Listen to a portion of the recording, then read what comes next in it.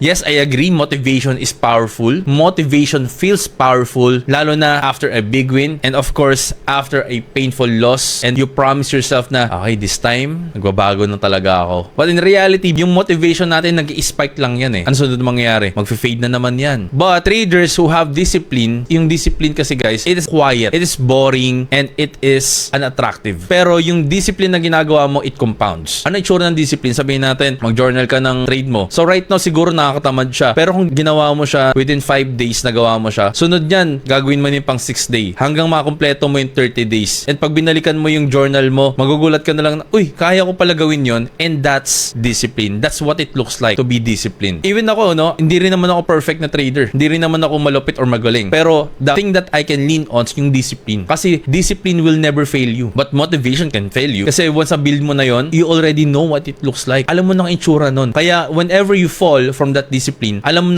mo at na-visualize mo, ganito dapat yung ginagawa ko eh. Ganito dapat yung action or step na ginagawa ko. Because, syempre, no, hindi rin naman ako perfect. May mga time din na social media, that's another part ng minsan pagiging undisciplined ko. Pero syempre, babalik ulit ako na, oh wait lang parang nakakaisang oras na ako nag-i-scroll dito Okay.